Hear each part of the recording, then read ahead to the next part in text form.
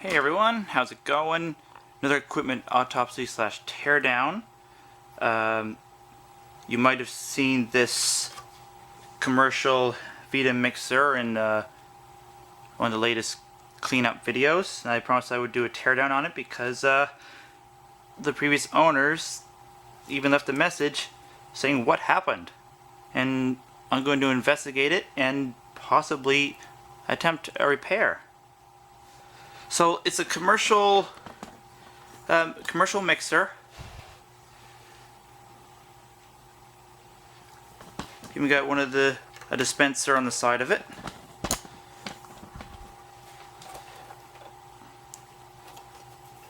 Nice stainless steel. Bearing feels good, turns free.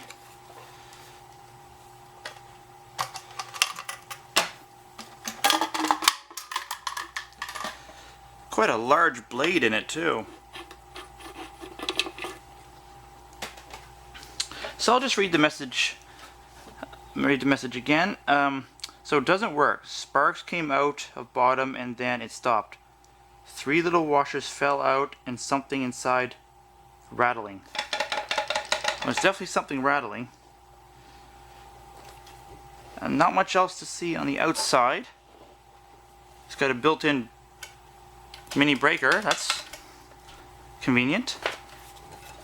So one thing I noticed right off the bat, well, I'll get that in a second. So it's got off, forward, and reverse, and it's got low, medium, and high.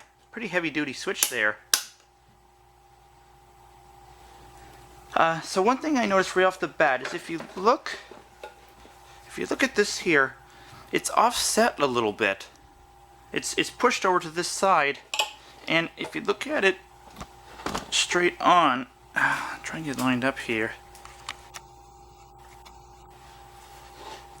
It's on an angle. It's not straight anymore. So something has happened inside. Maybe the motor screws have come apart and the motor is separated, which would make sense since they said some washers fell out of it. Or maybe the mounting has broken free and the motor has moved and hit something while spinning. I don't know, but we'll open her up. Oh yeah, I'll just show you the tag before I do. So commercial household type, 120 volts, 60 hertz, 7 amps, 850 watts. Vita-Mixer Corporation, Cleveland, Ohio, and then Windsor, Ontario. It's quite heavy. It's got quite the motor in it. But enough talking, let's open up and see what we can see.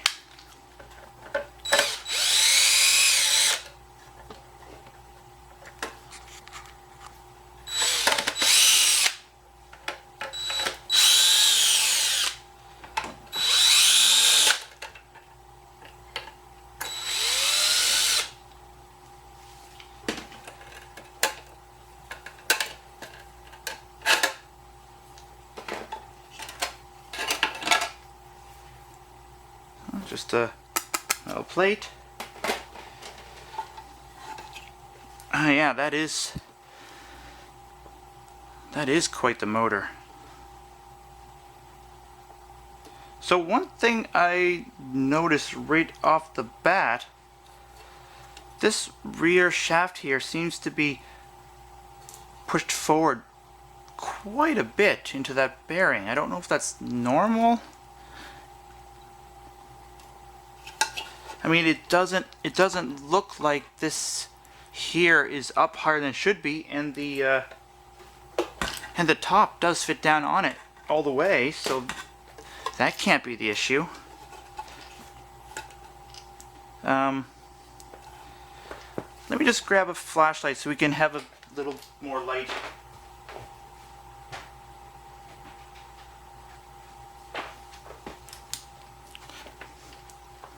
Oh.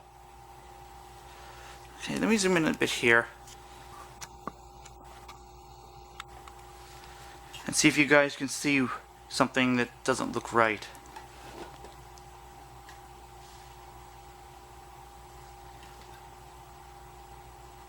Notice anything, guys?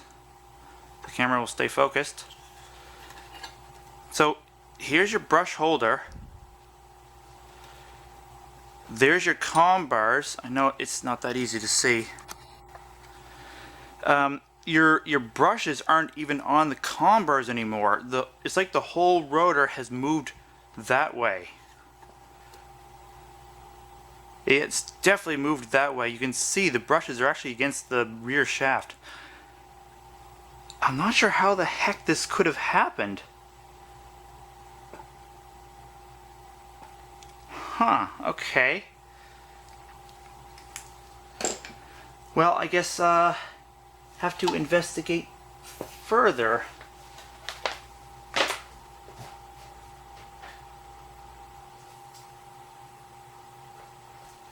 Take more stuff out.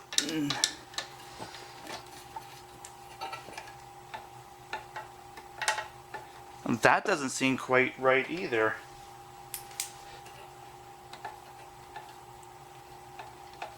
This whole motor's moving free. Something's definitely broke.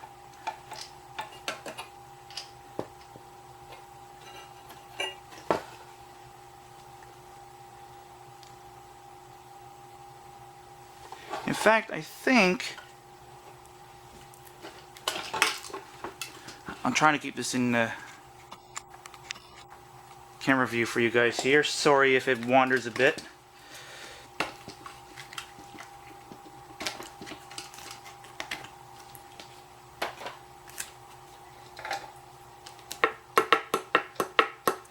Okay, so the loose...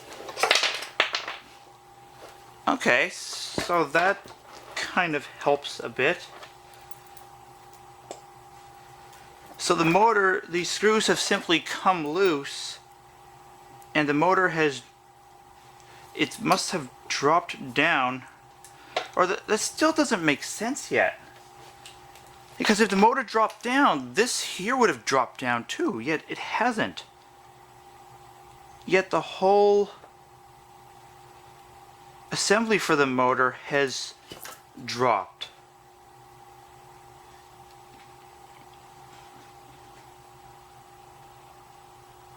Yeah, it's not even in the rear bearing.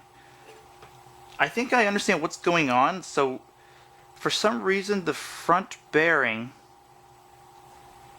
is not part of the actual motor. The front bearing is actually part of this. I don't know why they would do it like that.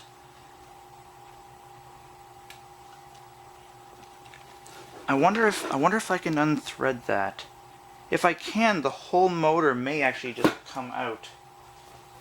And I don't know if that would be a reverse thread or not.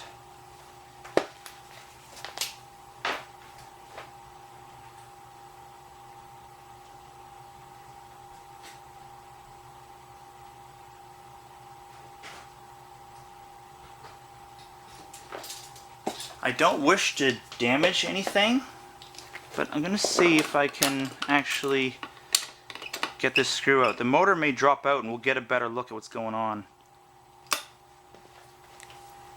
Again, I have no idea if this is a... Okay, that's not nearly as tight as I thought it would be. Excellent.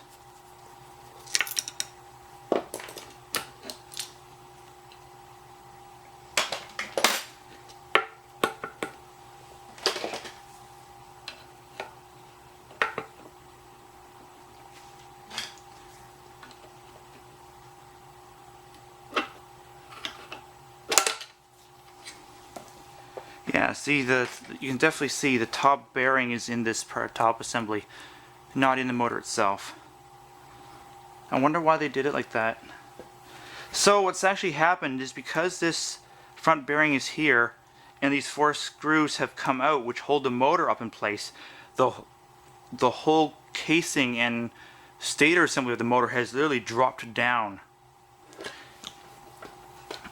And because of that, the brushes are no longer touching the comm bars, and the washers that were mentioned in this note of the previous owner would have been on the rear shaft. And when it dropped down, it was probably, well, it was spinning at the time, they said, the washers just came out. So let's see. I don't know if I'm going to be able to pull this motor right out because these wires are really short.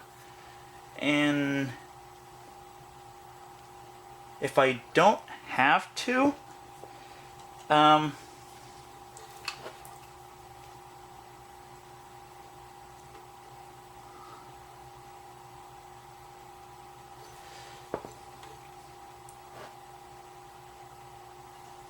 okay, maybe I will take it out. I'm just gonna. How difficult are these to actually get out of here? Okay, not that bad. I just have to kind of take note to where these wires are.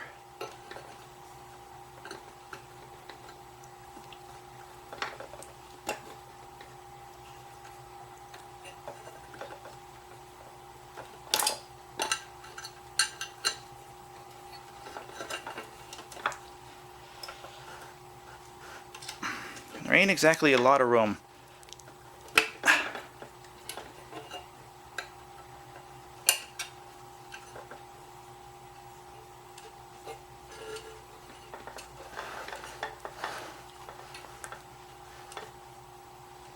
So there's a couple more wires over on this side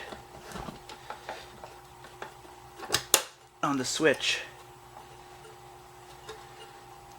That's interesting. They've got an I don't know if anyone's noticed that or not. They've got an older style diode here. Looks like to probably run low speed. So on lower speed, the motor is actually running off of DC, and then for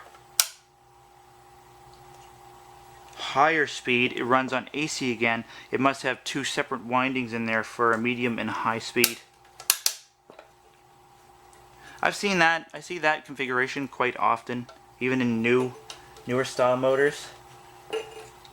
It's not that uncommon for someone just to put a company to put a diode in.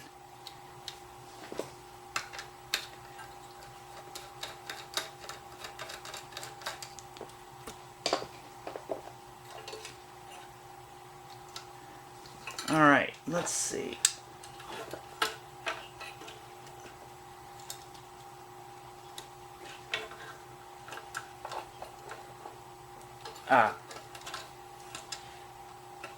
Well, I can't take the whole thing out, but I can take it out enough that we can have a better look at it. Yeah, so there's your stator, and there's your rotor. So that's what's happened. It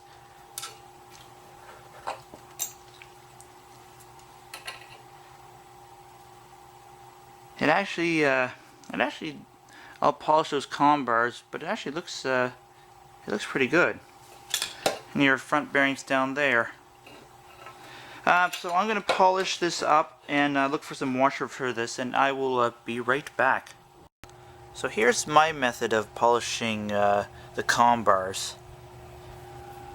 I mount it just snug enough in a drill press so it doesn't damage the shaft, and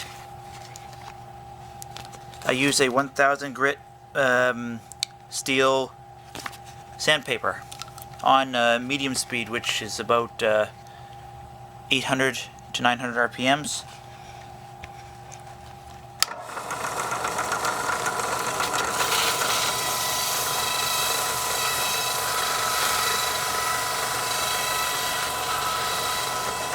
You don't need too much pressure.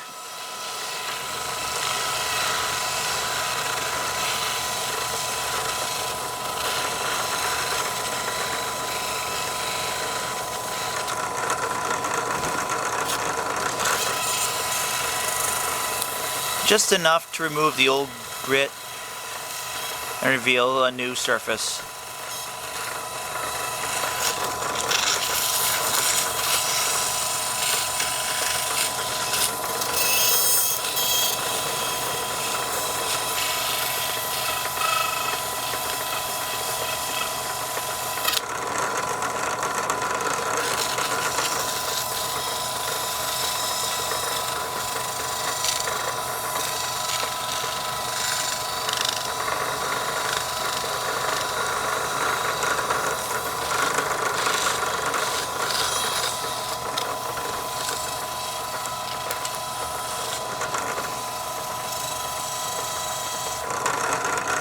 Let's have a look at that.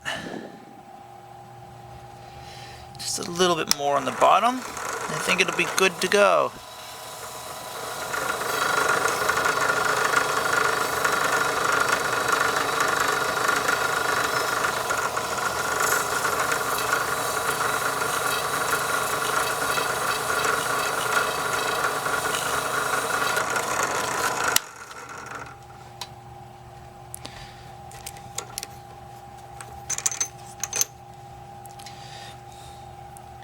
And there we go.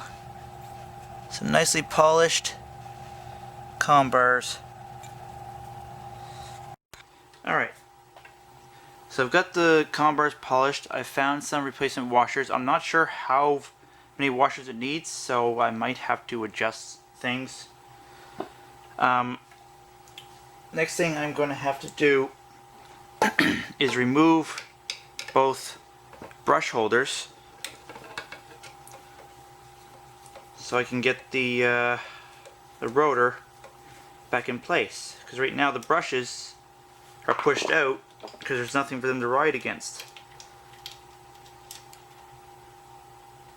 Kind of an interesting holding mechanism. So there's one of your brushes. Do the same for the other side.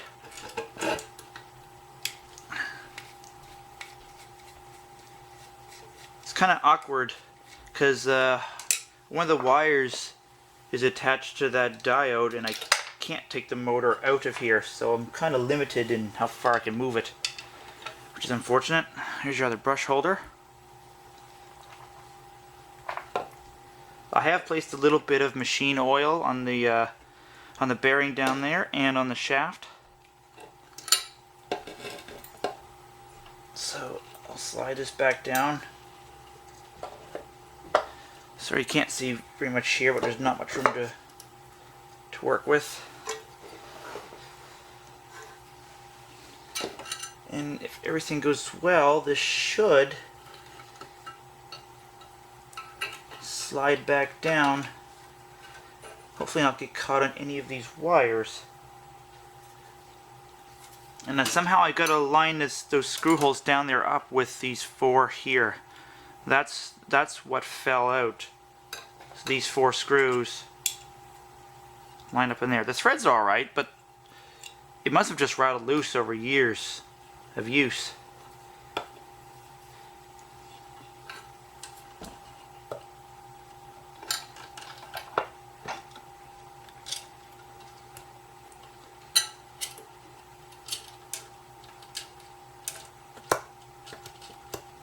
Now it does actually feel like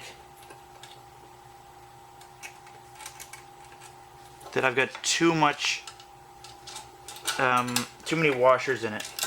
So I'm going to take out this big one that I have in there and just put one of the thin ones in, see if it bottoms out.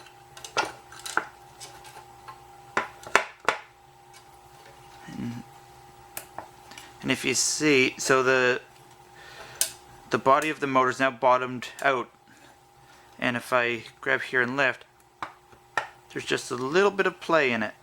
In fact, I think I could put one additional washer in it.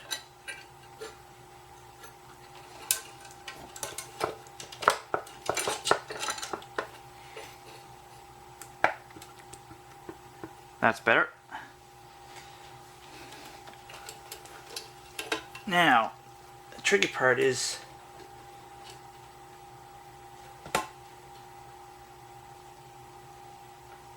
lining up the holes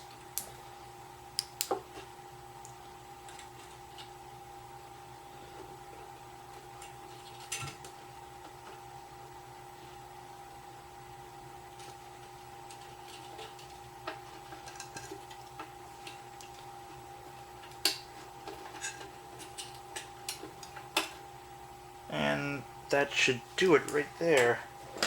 See if I can get one screw started. Hopefully I'm not too far out of camera view here.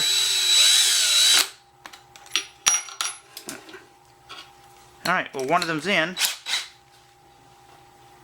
The rest should be fairly easy to follow.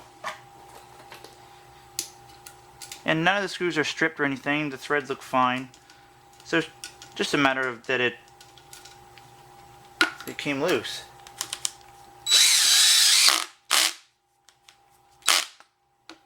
Make sure they don't come loose again.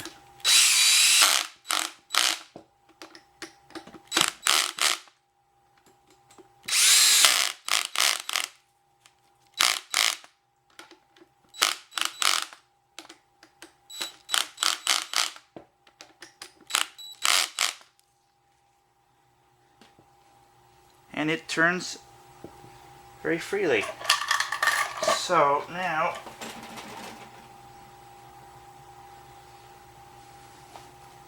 put a little machine oil around this upper bearing. I hadn't actually checked the upper bearing to see if there's any side play in it, and it actually feels alright.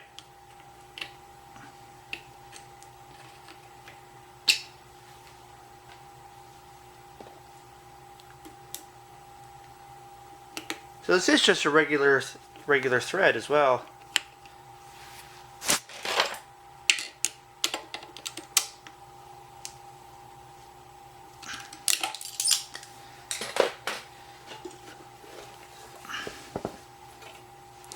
That's much better. And now there isn't a whole lot of play there. Those screws must have pulled it down a little bit more than I thought it would, but it still does turn.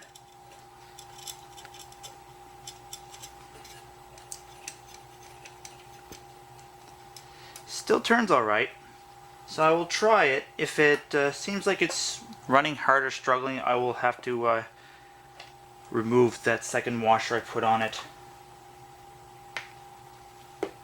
But we'll try it like it is. So the brush holders.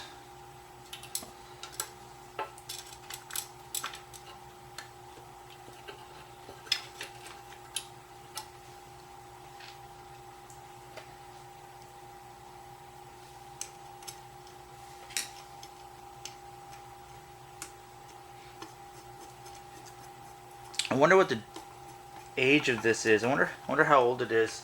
I didn't notice any manufacturing date numbers on it anywhere. And there's not really anything on the plate that indicates how old it is. Maybe late 90s? I don't know. Maybe someone knows or has worked on these or has had something like this can let me know how old it is.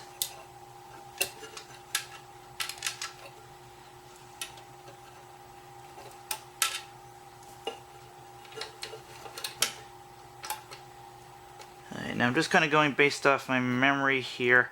I may have to look back at the footage for the wiring. I know that one was down there.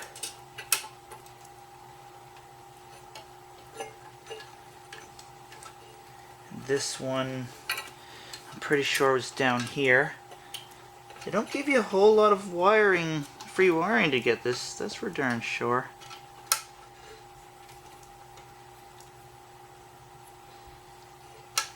In fact, I may have to actually turn this motor at 45 degrees. If I have to, I will remove that other washer. Because I'm not sure this I'm not sure this wire is long enough to reach this. Oh, it is.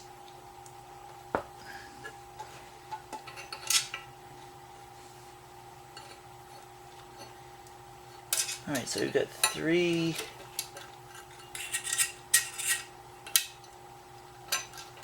This one was down on the bottom. Again, I apologize. I know you can't see much with my hands in the way. It is kind of not a whole lot of room to work on this thing.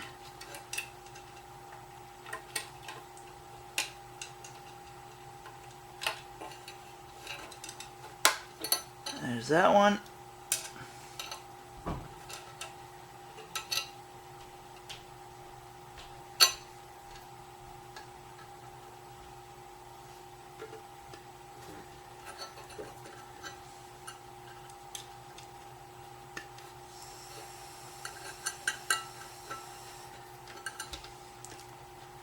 Now, I will have to look back at my footage for these last two. I'm sure they go on the switch, and actually I don't think that last wire is going to reach. So I'm going to pause momentarily and I will be right back. Alright, the wiring was correct. So I did end up taking one washer out and rotating the motor another 45 degrees because some wires didn't fit. But all is good now. I've not powered it up yet. And I'm going to power it up with my Variac, just a low voltage first, just to make see that I haven't missed anything or it's not wired incorrectly, rather than just giving it full power right off the bat. I'm just going to check, see if the amps are good at very low. You know, if I give it 5 volts and this goes immediately to like the 10 amps or something like that, something else is wrong. So when we get it in the off position now and on low speed, so I'll just give it a little bit of voltage. And that, no, this is just what the Variac itself is drawing. So forward.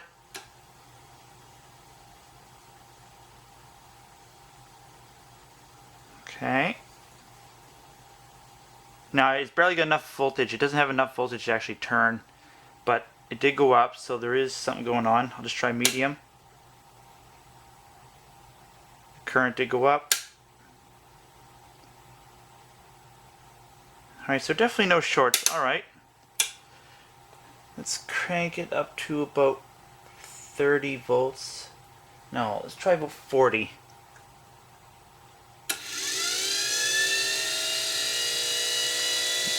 Sounds good. So low.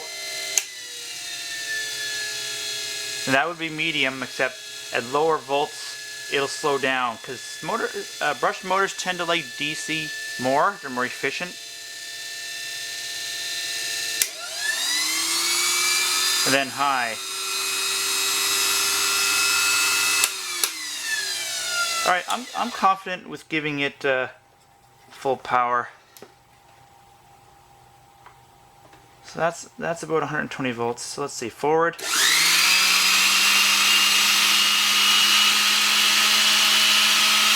So 2 point. Let's speed up a little bit.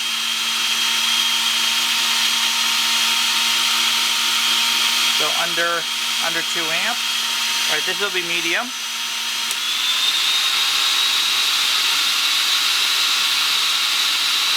Again, dropped under 2 amps and high.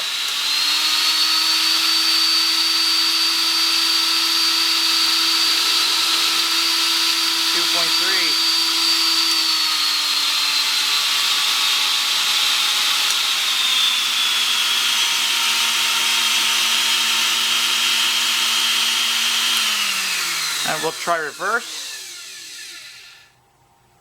So just so you know, so it's rotating counterclockwise right now. Actually, I'm just checking here which side the actual blades are on. So the blades are on the counterclockwise side. So forward is actually forward, so I don't have a wire reversed. And let's just try reverse. And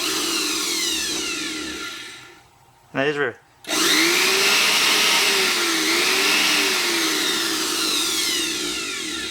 Doesn't like reverse.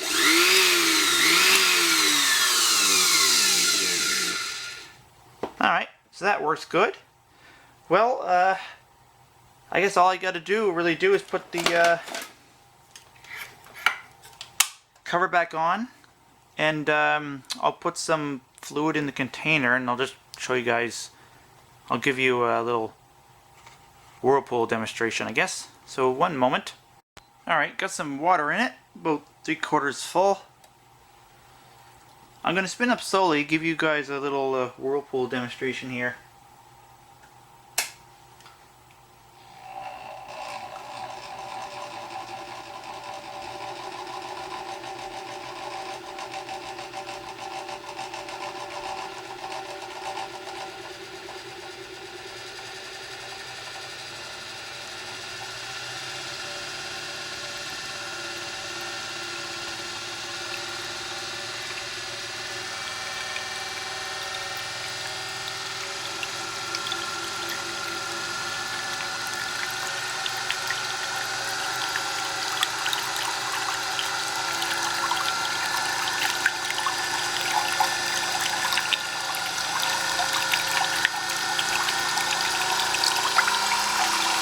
And it's drawn about, I'm at about 45 volts.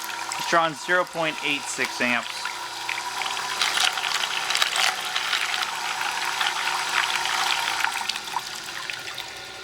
I don't want to go any farther. I don't want to spill water and make a mess all over the place.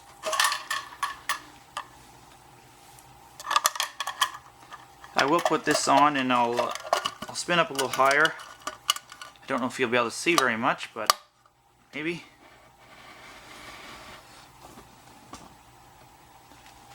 Alright.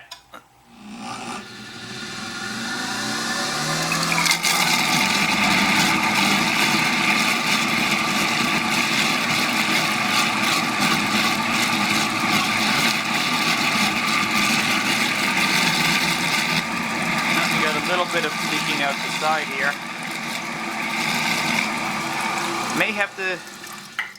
I may have to give that a new seal. It's definitely latched on. Or it might just require bend, giving these a little bit more of a bend. Because I can see that the seal on this has been, over the years, has pushed up, so it's probably not creating a good seal around here anymore. But that should be a fairly easy fix. Now, if I'm not mistaken, I think this part here comes out. Yeah.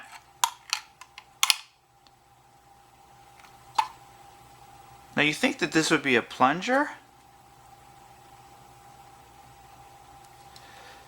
But I don't have anything that goes in here, but this may not need one because this kind of acts as an anti-splash. But yeah. Well, I guess that's pretty much the end of the video. I guess we don't need this anymore, and the motor. Actually, let me just check. And there's absolutely no water around here, so the bearing inside here is perfectly fine. The only water that was there was from spinning it up, and the other, this seal here not working quite right, but that's a fairly easy fix. So yeah, give it a thumbs up if you like this equipment teardown and repair. Subscribe if you haven't, and yeah, I guess that's it. So thanks for watching, everyone.